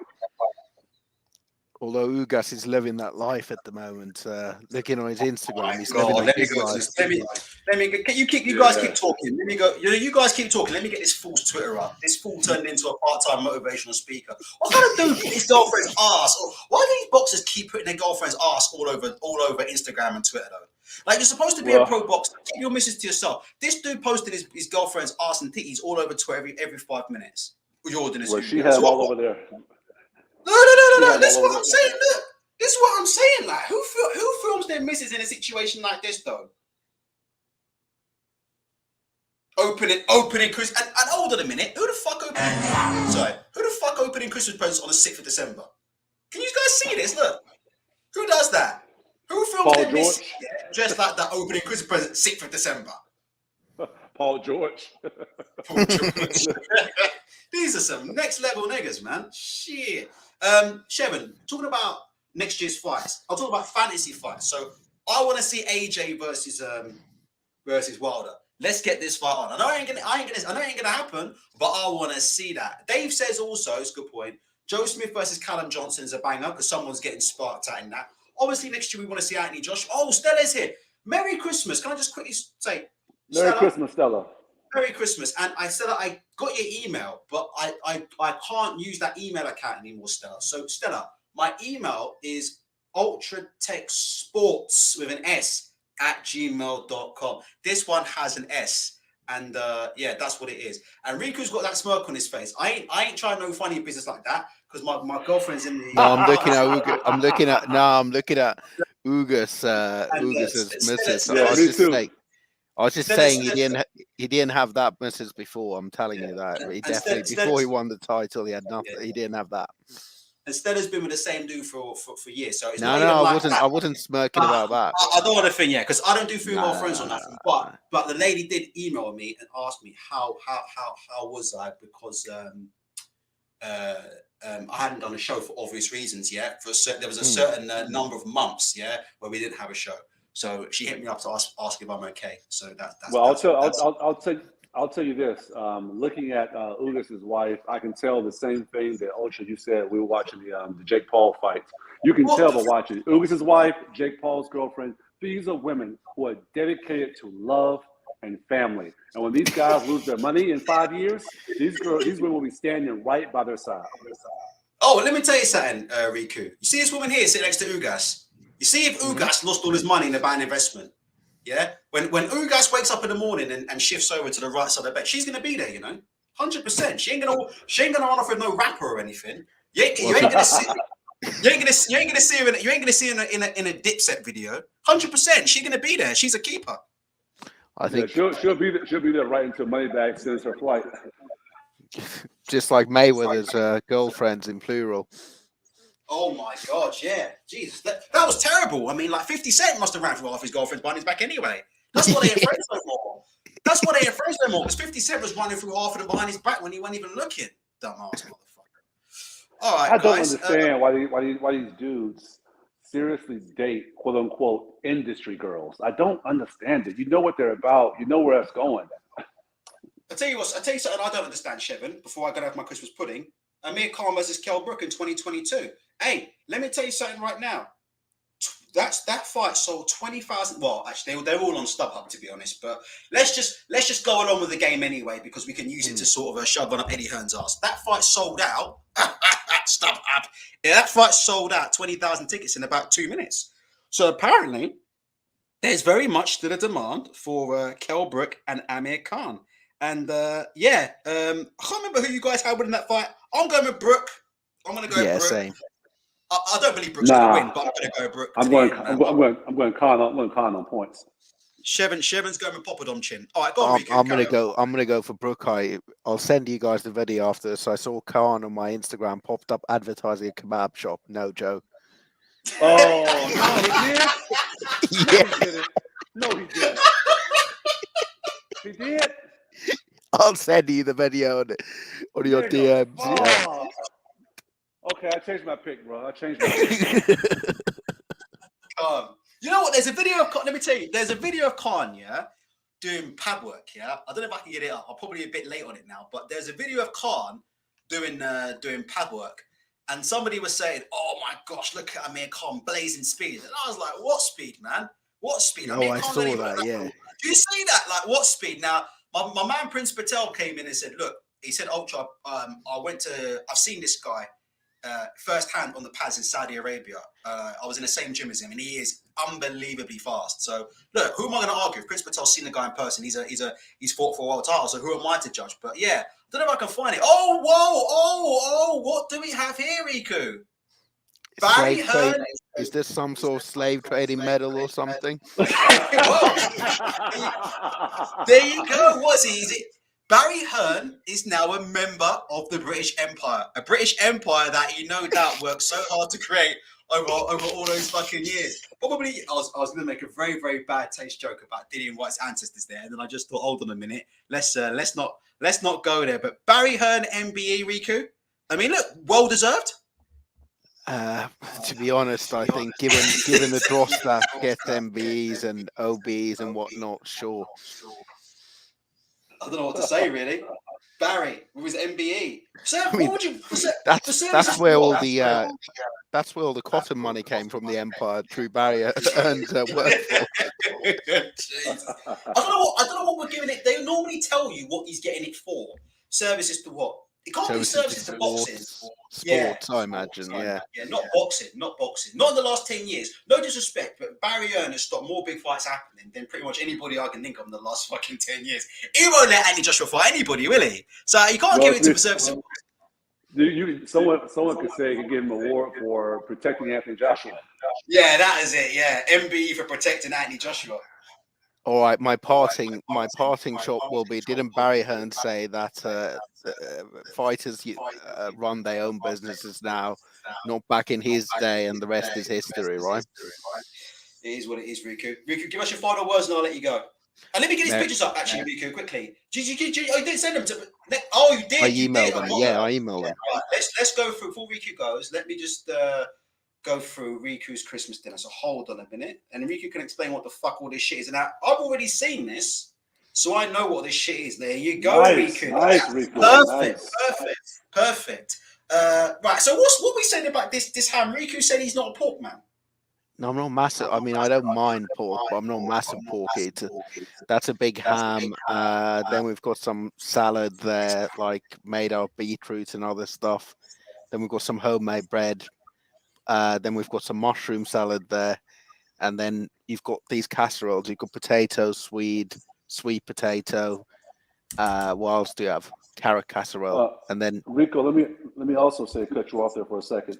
The placement of those candles and the choice of the off-white plates, superb, top class. wasn't mine. Oh, never mind. Thank you. All right, you can put the next one up, which is the fishes. All right, hold on. Let me get this shit up. Hold on a minute. Richard, I'm not going to share a photo of the dogs, but you must follow me on IG or something. There you go. The fish is up, bro. Yeah, we've got smoked. It's like whitefish, then cured salmon, and then you've got what else do we have? We've got Baltic herring as well. Baltic herring, what's that? It's like this. It's a quite salty fish. It's sort of cured. I'll send you a photo. You might know what it is. You have it sort of raw, pickled. Oh, pickled fish. Oh my God. Yeah. Okay. You're a cooker. I know you're a cooker. I can tell. Yeah, I like cooking, but my dad made most of that. So, the bread. Yeah, the bread is my mate gave it as a Christmas present. She makes them and bakes them and puts them. Oh, it's very good bread. It's like I send Ultra recipe as well, so you can make some. Oh, yes. Please send me that bread recipe. That bread looks just like the bread that I think the best chain restaurant bread is. You guys don't have it out on Outback over the UK, but Outback makes a phenomenal brown bread. Shevan's not going to make that bread, Riku. He's going to one of the girls he brings over from the club's going to make it for him. All right, Riku, listen. Thank you very much, Riku. Thank you very much, brother. And what we catch you. Do you know what? We'll catch you at the end of. You're going to watch Ortiz and Martin. I'm probably going to go live for this fight, just for the lols. We've got no boxing in January, Riku. Boxing's cancelled in January, so it's a drought, mate. Yeah, true. Yeah, I'll probably watch it. It's New Year's. We can catch up on after New Year's Eve. Yeah, let's catch up after New Year's Eve. Hopefully, Dillian Whyte would have done a 2-hour-long interview by then with Coogan. We'll get some. I mean, Eddie will do his post-Christmas interview. Nothing's happened but news stories. Oh, Jesus. All right, Riku. Anyways, Merry Christmas to everyone. Happy New Year. Make sure you like and subscribe and keep supporting the channel. Thank you, Riku, for coming on, man. That's short notice. I appreciate it, brother. Have a good holiday, Riku. Speak to you both soon. Cheers. Bye. Cheers, homie. Chev, I just want to see here. Just stay on a sec. 1 sec. Daryl, do you want to come on quickly and wish Merry Christmas to everybody? If you do, Daryl, want to quickly jump on with me and Shevan? Shevan, you want to stay for another 5-10? Yeah, I'm good. Yeah? All right. Daryl, if you want to jump on, just let us know. Shev, I was going to say something else. I flipping completely and utterly... No, you good. Take your time. Because I'm just fixing my kids. I forgot I don't have any kids. That's harsh, man. Christmas is nearly Christmas is nearly over here in 2 hours, Chef. Right, let me quickly say another person in the meanwhile while we see if Daryl's coming on. Daryl, if you let me know, Daryl, if it's a yes or a no, if you want to come on and wish everybody a Merry Christmas and give some quick thoughts, jump on, Daz. It's not a problem with me. Mickey Elliott wishes everybody a very Merry Christmas. I had a very good conversation with Mickey Elliott yesterday. As my fucking computer starts freezing up, here he is, Mickey Elliott. You guys know, everybody who listens to the show knows about Mickey Elliott. Had a very, very good conversation yesterday with Mickey Elliott. He's in London. He's in good spirits, and he's looking to come back on the show next year and do a couple of shows, more than one. So fingers crossed, if this channel's up, you'll be hearing quite a bit, hopefully, with Mickey Elliott next year. He seems quite up for it, actually. He told me he's looking forward to coming back on the show next year. And he's looking forward to doing some more shows. So to tell you that now, Mickey Elliott should be on next year. Looking forward to that. As well as we said, Skills Pay the Bill. So I think we're going to be bringing in as a member of the post-fight crew. Guys, are we going to get Skills Pay the Bills post Martin Ortiz fight? listen, this guy can do it all. Seriously. I mean, this guy's a trainer and he's not like me. He's actually been in a boxing gym for real. So he can do it all. But yeah, we're different people. We'll bring different people in and see what happens. What I was going to say is, guys, if you guys have got any quick questions for myself or Shevin, if you guys have got any sort of Christmas messages or anything you want to say, how was your Christmas, whatnot? Shevin, I'll finish off by talking about Christmas. I want to make it clear here.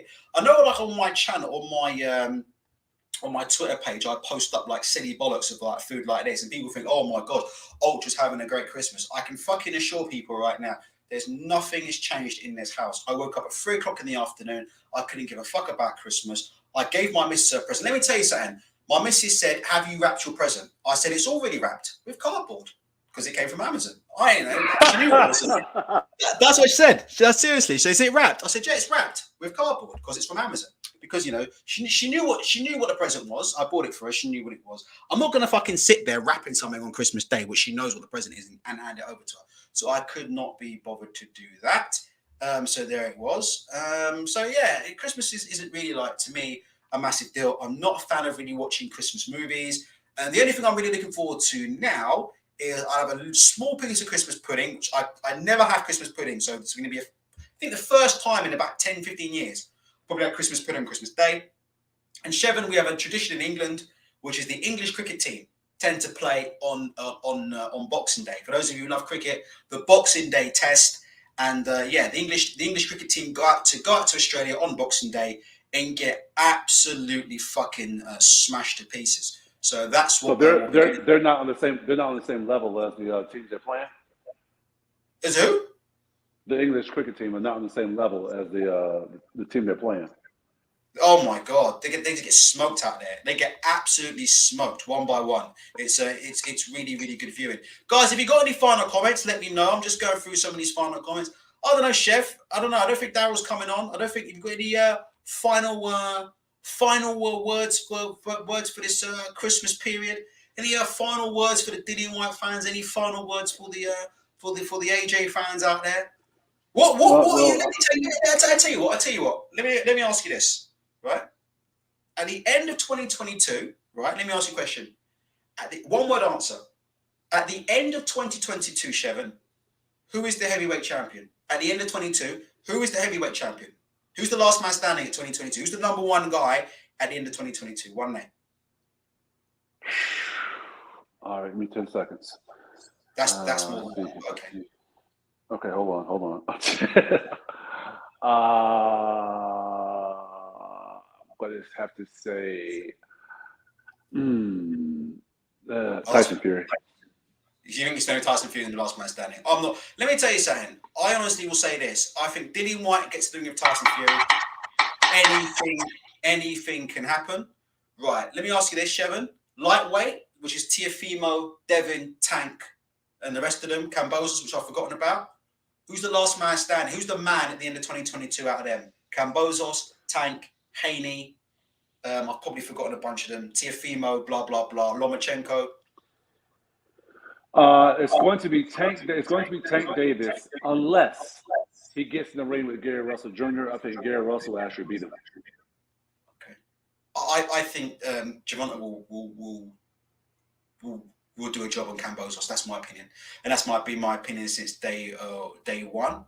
Yeah, Richard. Yeah, lightweight will still be up in the air, but what we're saying, Richard, is I don't know. And you give me your answer, Richard. Like, who will be the man? Who do you think will be the number one guy? It might not even be like undisputed number one, but who in your mind will be like will separate himself in that year? I'm trying to think of the other fucking divisions. Tell you what, Chef. Since we're in Britain, will Anthony Yard win the world title next year?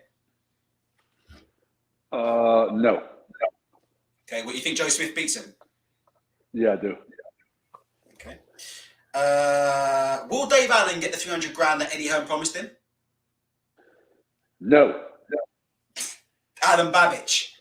He's going to get Alan Babbage. He's going to get 300.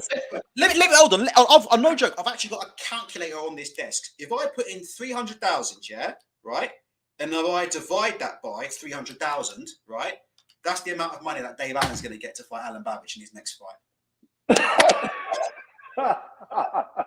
Listen, the point I was going to make was listen, I know Frank Warren talks a lot of shit, but according to Frank Warren in Top Rank, Dillian Whyte, who's probably the second biggest fighter that Matchroom promotes, just had a fight and they pay him $300,000. So it's hard to believe they're going to pay Dave Allen. Exactly, that's a fact. They've got his purse. Apparently, Dillian Whyte registered his last purse as £300,000 and £300,002. So apparently, this is Dillian Whyte's last purse. I'm going to type it into the screen, right? This is a guy who wants 45% split with Tyson Fury, who just made about 20 million to fight Wilder, right? So Dillian Whyte apparently that's how much he registered his last purse for. And he wants 45%. A funny tweet about that. It was saying that Tyson Fury and Deontay Wilder, and Anthony Joshua as well. Those guys probably paid their groundskeeper more money in a year than what Dillian Whyte made in the last fight. Oh, right. Dave Lane asks, one word, Chev. Will the DAZN pay-per-view happen in 2022? Yes. Yes, it will. That's what they want. That's why they're going to win the purse bid for Whyte and Fury, because that's going to be their first pay-per-view fight. Actually, you know what? No. I'm going to say no, because if it's Whyte and Fury, Fury would never fight on DAZN. Yeah, well, they'll just put fucking Chisora and Dave Allen on pay-per-view. It will happen. Yes, Dave. That's a good point. That's a good point. They over here, Chevin, I can't explain it, but they've already sort of registered the channel. Everything's sorted out for them. They've got the TV channel. Everything's all sorted out. It is coming. Someone else, Chevin, one word answer. Will Spence versus Crawford happen in 2022? Yes. Really? 2022? Yeah, because their next fight, both these guys are going to fight at the beginning of next year. And after that, right, after Spence fights Ugas, and I don't know who Crawford's going to fight as a takeover fight, there's no one left they can put either guy in the ring with on pay-per-view. Spence won't move up to 154. You think it definitely happen?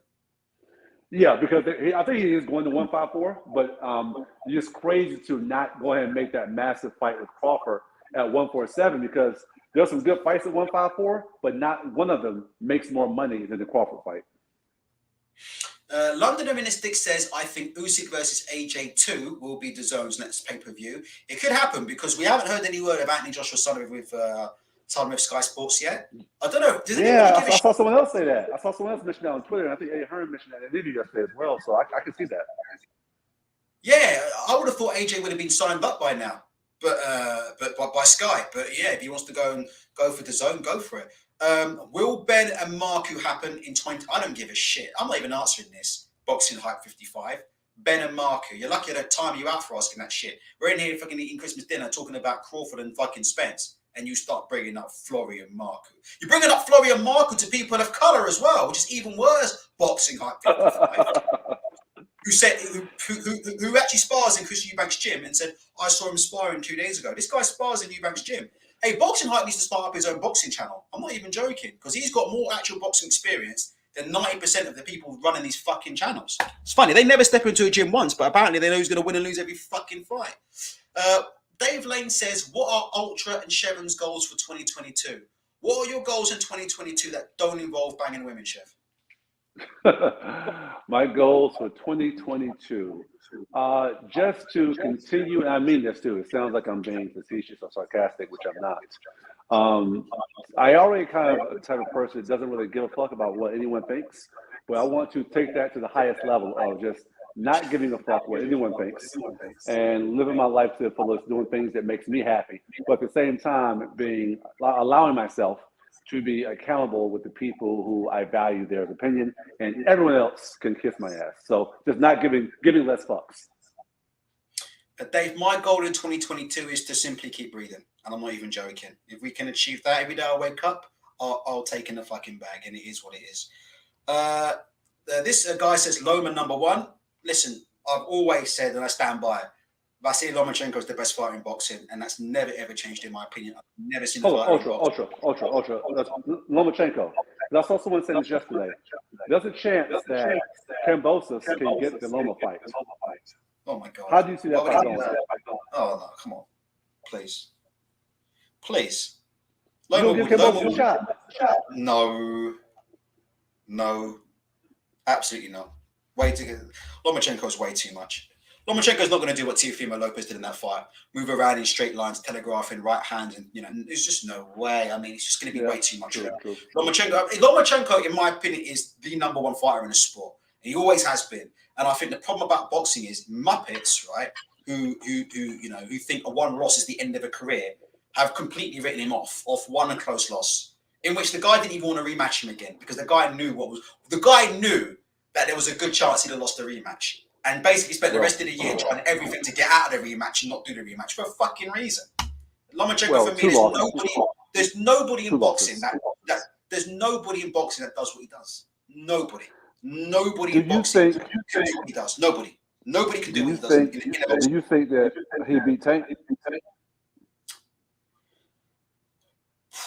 I think Tank. The only way Tank wins that fight is by stoppage. If Tank's not stopping him, he's not winning the fight. Simple as that. I'm not sure. I think Lomachenko's got. You never know. I think Tank's got too much. I think Lomachenko's got too much. I think Lomachenko's got way too much. But I think, like I said, Tank has to land one punch, because if he's not landing heavy punches, he's not winning. He's not winning. Mm-hmm. I mean, come on, look at the problems that Mario Barrios and these kind of guys give him. I mean, Lomachenko's going to be buzzing around it. It's a bad fight for Tank, I'm telling you, Shevin, because he's a guy, Tank, who, like I said before, blows up in weight. He's fucking walking around 160, 170, and then he spends a 3-month camp in these sweatsuits. Yeah, do you know what I mean? He spends a 3-month camp, and he goes to sleep in a fucking sweatsuit at night, to drop all this fucking weight off and bust the weight. I'm telling you, Lomachenko's a fucking machine, man.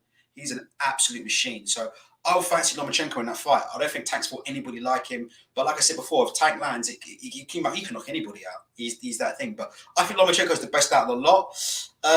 And the last one is, will Conor, and we joke about this, but this is legit. Will Conor Ben fight Guerrero in 2022? Do you know what? I've heard they're trying to dig it. I've actually heard, legit, that they're actually trying to dig Robert Guerrero out of the grave and serve him up to Conor Ben. Have you heard this yet? I've heard this. I've heard that like Robert Guerrero might be like a legitimate name, because he has had a fight. He had a fight this year, didn't he? I'm pretty sure he had a fight this year. So I've heard that is a possible name that could end up fighting Conor Ben next. Robert Guerrero. Boy, I mean, they just dug up literal.